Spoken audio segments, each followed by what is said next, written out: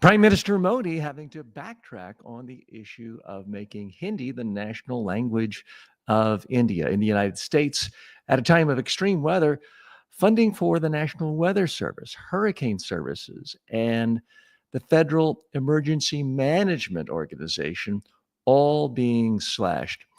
Is Rosie O'Donnell really an American? The well known talk show host currently living in Ireland is potentially going to have her citizenship revoked. At least that's the threat coming out of Washington. And the issue, the conspiracy, the dark secrets surrounding Jeffrey Epstein is threatening to really pull apart and destroy the entire MAGA movement. All that and more today on the Communiverse. Hi, I'm TJ Walker. This is the Communiverse. This is the show where we look at the top stories in business, technology, and culture and dissect these stories through the lens of communication skills in order to boost your personal development and to boost your success. That's what we're about. I'm TJ Walker, and for decades, I have coached and trained billionaire fund managers, Wall Street wizards, Fortune 500 executives, as well as political leaders, prime ministers around the world on how to communicate effectively to the media, whether it's traditional media, social media. Now I'm looking at it through the other end, the other side, so that you know what's really going on and so that you can communicate better, more effectively, and boost your own productivity. So first, let's look what's going on in India. Now, I will confess, I'm not a world-class expert on India. I've only been there a handful of times. I have worked with a number of political leaders there. I've not worked with this current administration, Modi, but let's go over some of the basic facts here. And this is a truncated version of the show today. I'm on the run, about to board a plane to go from Florida to New York City, then to the Catskills to see and visit my daughter at her camp, her summer camp. Looking forward to a little family vacation and fun time. So we're going to have a slightly shortened version today, but I am trying to come to you every single day to dissect the top stories of the day. So the first story regarding Indian Prime Minister Modi, he's pushing to make Hindi a more dominant national language, in part because that is the Hindu language, and he's been trying to force his religion on the entire country. Now, this may sound strange to a lot of Americans who've never been to India. A lot of people think of India as in one country and everyone sort of has the same religion and same language. No, there's 1,000 languages, and there are a lot of religions. Hindu is the dominant one, but there are more than 100 million Muslims in the country, and they don't feel very welcome these days. So in a particular district, a policy requiring schools to teach Hindi was retracted after a wave of public outrage. A couple of rival politicians named Thackeray. These have been politicians fighting for years. They united in their agreement that Hindi should not be forced upon people. Critics say that this is not about creating unity. On the one hand, Modi does have a point that if everybody in a country speaks the same language, it's easier to be unified. That's a fair point.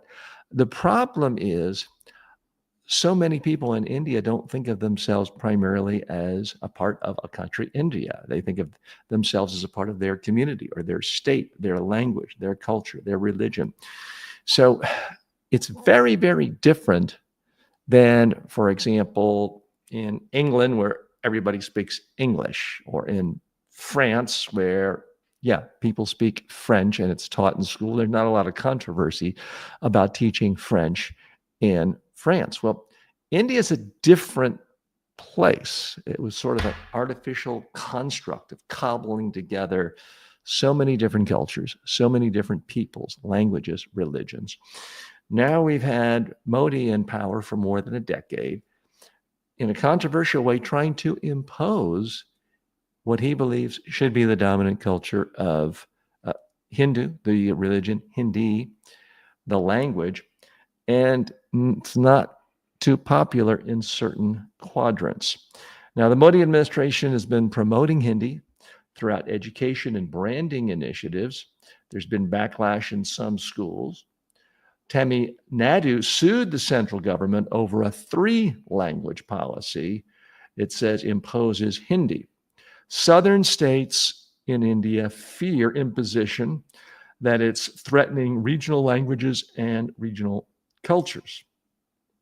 The BJP leaders downplay English, calling it a colonial relic, while uplifting Hindi as a national unifier. Well, let's be fair.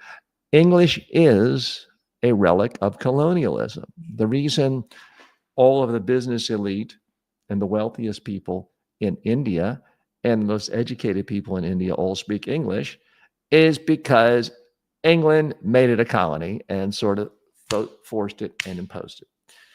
And you can say that's an ugly part of its past. You could say it should stay in the past, but it is reality. Now, I don't want to be the ugly American and say, why doesn't everyone just learn to speak English? That is not my point at all. But if you are an ambitious kid these days, if you come from an ambitious family, if you come from an upper class, upper middle class family or wealthy family in India, you're learning English and you are asking, begging, requiring your kids to learn English. Well, why is that? It's because English has become the international language of business.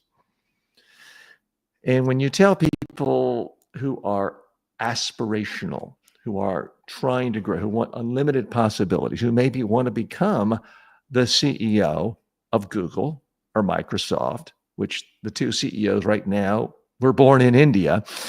If you're trying to tell people you can be anything you want in life and you can become the CEO of one of the wealthiest trillion-dollar market cap companies in the world, guess what? The chances of doing that without speaking English are pretty low. You dramatically increase your odds of learning to speak the language of business. And let's face it, India is like every other place. You've got a lot of young people hungry for success, filled with ambition, wanting to play out their dreams, their fantasies, their entrepreneurial visions on an international scale. If that's the goal, at some point you have to say, okay, colonialism, bad, wish it hadn't happened, but we are where we are today. English is the language of international business. People who make the most money, not every case, there are some exceptions, China and a few other places, but most of the CEOs of certainly the wealthiest 100 companies in the world by market cap speak English. Ajit says hello and says, superb, Ajit, thank you for joining me. And Ajit, if you are in India, feel free to give your opinions of this attempt by Modi to impose English, and then what appears to be the backlash based on reports that are filtering down to me. Language is very much a part of culture. This show is about culture. So I think it's great that so many people in India speak so many languages. It's one of the parts of my own background I regret not learning to really be fluent in multiple languages. So should everyone in India be taught to speak Hindi? I think a case can be made that whatever language is spoken by the biggest group of people in India, it would sure be helpful for trade, for commerce, for governing, for creating a body politic that can be responsive to everyone, that everyone learn one language. I don't think it should be based on this is the language that goes with this religion because we're trying to impose religion. Let's not forget, India was really the largest secular democracy in the world. And while it wasn't perfect and the ruling Congress Party had its flaws, it did a great job of, at some level, making everyone feel inclusive and part of the country. There weren't all these litmus tests. If you have to be this religion, you have to do everything the way we do, worship our gods. It really was kind of embodying this notion of separation of church and state, which is what the United States used to be about before. That's being chipped away by nationalists, by authoritarians all over the world. It's certainly happening here in the United States. Modi has certainly embraced an awful lot of authoritarian practices that right-wing leaders and those who are illiberal and anti-democratic around the world, whether it's Orban, whether it's what's going on in Turkey, here in the United States, he's a part of that same group. We're going to be monitoring it right here. I know that I have a lot of students based in India. Hope this doesn't get me kicked off YouTube in India, but we'll be following this closely. I'd love to know what you feel about this. So Ajit, let me know, how do you feel about imposing one language on every student in India? And if so, should it be Hindi? I don't feel like as a Westerner, I can come to you and say, I'm imposing English on everyone. That does reek of colonialism. If someone on the other side of the world is telling you what language to speak. But all I can tell you is, look at the wealthiest people born in India today. Who are they? Well, some of them are the CEOs of American Fortune 500 companies, specifically Google and Microsoft. Those guys are 100% fluent in English, and for all I know, dozens of other languages too. In other news stories today, by the way, welcome to Communiverse. This is the show that really is about bridging together news of the day with personal development so that you can learn about what's going on, stay up to date, and also improve yourself and not just be doom scrolling and caught up in the negativity of the day. Story 2, the National Weather Service in the United States is being slashed, its budget. The disaster response in the United States is being slashed. Here are the details. Even as extreme weather batters the U.S., the current administration is slashing the very systems designed to forecast and respond to these disasters. Staff cuts and budget rollbacks at the National Weather Service and the NOAA are gutting America's weather forecasting capacity. 10 research labs are slated to close, including Miami's Hurricane Hunter base. Now, that's near and dear to me because I'm only a few miles away from Miami, living in South Florida, where I do. And I've got to be more aware of hurricanes now that I'm going from being a renter to being a homeowner, since I'm moving in 2 weeks to a home I purchased. So this one really hits home at a time when hurricanes are gaining in currency and strength and force and destruction, to be cutting back on the systems monitoring hurricanes. Meanwhile, Trump is planning, and the current administration is planning, a major downsizing of the Federal Emergency Management Agency, FEMA, pushing cost and responsibilities onto the states. Already, the administration has revoked $3.6 million in disaster mitigation grants and frozen additional funds used for hurricane, wildlife, and food preparedness. Over 600 weather service jobs have been lost already, either through direct cuts or people being forced out or just not being able to tolerate it anymore. The FEMA budgets have been slashed, disaster grants revoked, and a lot of critics are saying America is now less prepared for disasters than ever before. So why am I talking about this story? Because it is a conflict of visions. It's a conflict of storytellings. One story that is a part of this country and really a part of every country in a democracy is the story that government is bad. Government bureaucracy is bad. The private sector handles everything better. That's one vision. If we could just reduce the size of government, give people back their tax dollars, everyone would be better off. That is a vision. Ronald Reagan really brought it to the fore in the last 50 years in America, but it's continued and is a part of the main story voters hear every single day. And it's a compelling story. Hey, more money to do whatever I want.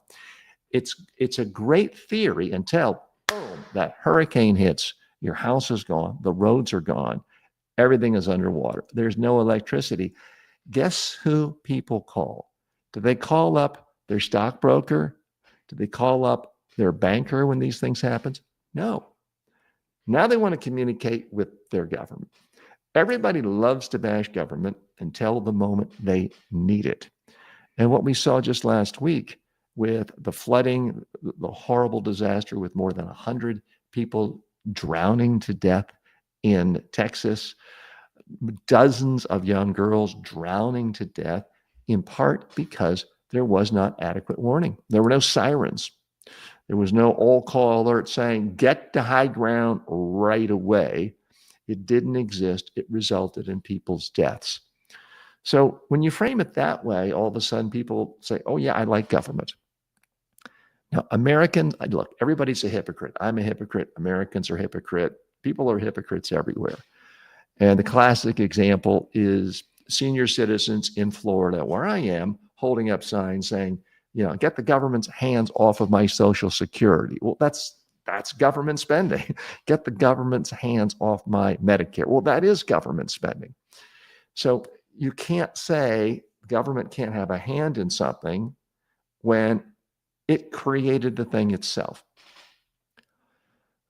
There are certain things I believe the private sector should handle. In fact, I believe the vast, vast majority of an economy should be controlled by the private sector. I want the private sector deciding what movies to make, what furniture to create, what clothes to manufacture. I want it manufacturing virtually everything. But there are some things where we need to pool our resources. It doesn't make sense for every person to have to build their own road.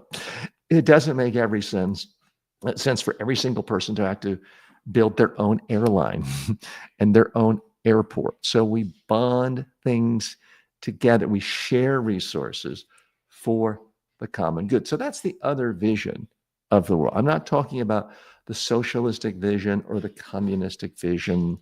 I'll leave that to others. I'm talking about a vision, a liberal vision, a progressive vision for the world that says, yeah, there are some things, and if you look at most successful capitalistic societies, it's between 27% to almost as much as 50% of the economy is run by the government for things like roads, schools, healthcare, defense.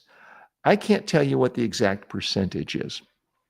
I can tell you, you can't point to a single large capitalistic economy where people have rich standards of living, where they're not taxed at least 27% of the entire GDP, and that much being spent by the federal government.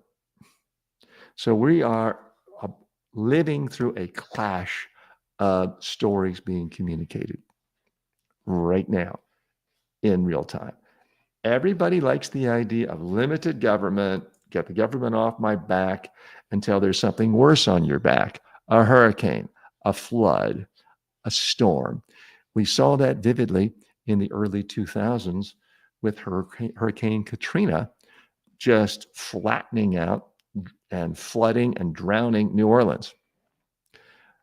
Again, people love to bash government, but boy, oh boy, were they upset with the administration in power back then for seemingly not knowing, not even caring about disaster that resulted in loss of life. So we're going to be paying attention to that story.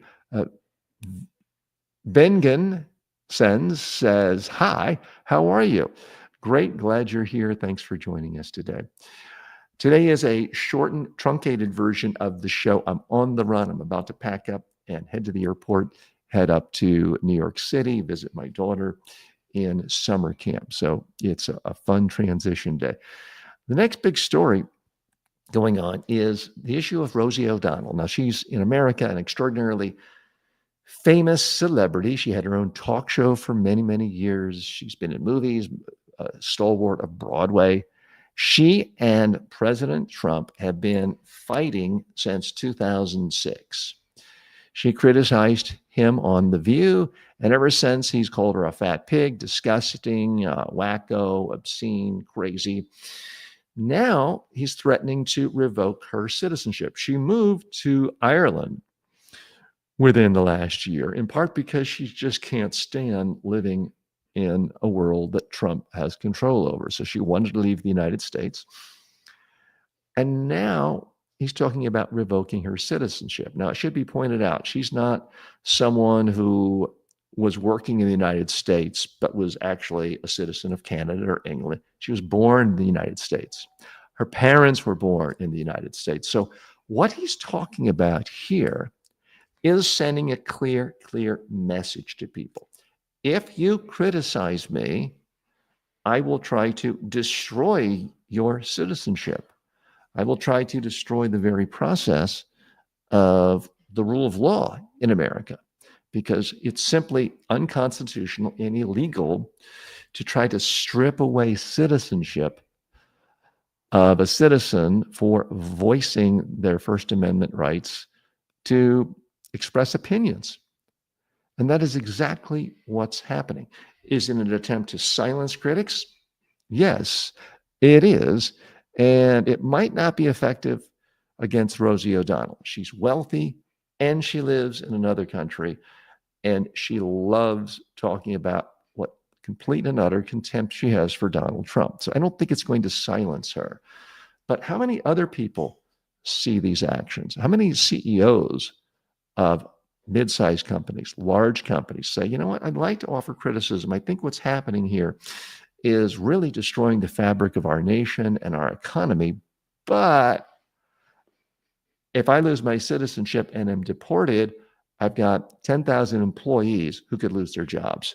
I have to bite my tongue for the good of my employees. That's the real fear. Now, the other issue going on here is this does seem to be a classic move from this administration. When there's a big controversy over here, he doesn't want to talk about changing the subject that is designed to get attention. I think ultimately that's what this is about. This administration knows that even a court where Trump picked the judges, they're not going to be able to give any ruling saying you can legally strip away the citizenship of someone who was born a U.S. citizen, born in the United States. That's too much of a stretch. What's really going on here? It's a social media game. It's, oh, you want to talk about this scandal here that makes me look bad? Let's talk about something more exciting over here. Let's distract. Because the big issue right now, completely overwhelming the MAGA movement, the conservative media world, is the issue of the Jeffrey Epstein files, the client list. Those of you unfamiliar with this, Jeffrey Epstein was a pedophile who, according to official government reports, killed himself in his own cell in 2019, waiting sentencing because he had been convicted of being a pedophile and child trafficking and all sorts of horrendous things. Now, it's an article of faith that among conservatives, MAGA types, certain right-wing extremists, that the government is committing a mass conspiracy. And I should point out, they might be right, that there is a client list and it's going to have all sorts of famous people, and they believe mostly Democrats. So they want this uncovered so they can prove their theory that the entire Democratic establishment is filled with rot and pedophiles. That's what they want. Now, the problem is that now the Republicans, the MAGA movement, the very people who spent so much time criticizing the government cover-up of Jeffrey Epstein were people like Dan Bongino and Kash Patel. Well, they're now running the government. They are running the FBI. They're the deputy director of the FBI. And earlier in this administration, the Attorney General, Pam Bondi, said, I have the Epstein client files on my desk, and I'm going to be releasing them. Now we're told, oh, there aren't any Epstein client files. Nothing to look at here, folks. Next subject. So even the people who normally support, back up, and endorse anything and everything Trump says, people who say, we don't want any wars, that's why we want Trump, no wars, and then he starts a war, they're like, yes, we love Trump because he starts wars. Even people who will flip-flop that easily are like, wait a minute, we're not going away on this Epstein issue. You said that you're going to release the files. You said you had the files. You said they're on your desk.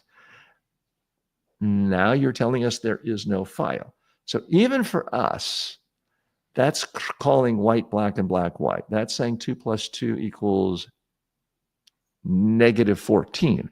It's just not adding up.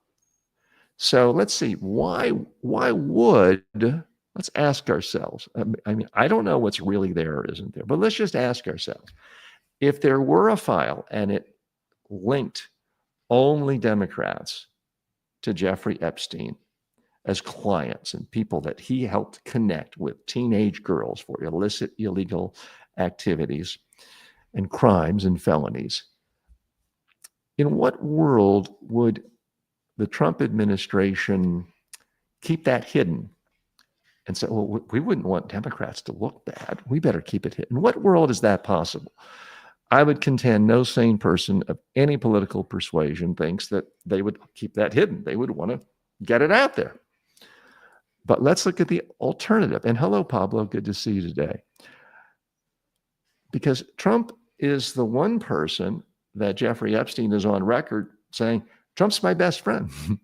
Trump is on record saying many nice things about Jeffrey. He was a great guy. Talked about how they share the love of beautiful women, especially on the younger side. They're seen together, partying, dancing, laughing. And one of the oddest things about Trump is you can look at any picture from any part of his life, any video, you'll never see him look happier than in the times when he is partying with Jeffrey Epstein. Again, do I have proof that he did anything illegal? No. But if you're looking for motive as to why one administration would hide something, that's kind of a glaring one. Because why would you want to communicate that? Now, as I pointed out yesterday, I think it doesn't matter. I think that Trump supporters are so rabid at this point, so fixated on attacking liberals, being an anti-liberal party, that Trump could say, sure, you know, I slept with 1,000 12-year-olds that Jeffrey introduced me to. And I think they would say, well, that's okay since it's you. I think that's where we are in terms of how anything he wants to communicate filters down. But for right now, this is a real controversy. There are reports coming out from credible sources that Kash Patel is so upset that Dan Bongino might actually resign. He didn't show up for work on Friday. So we will be monitoring this.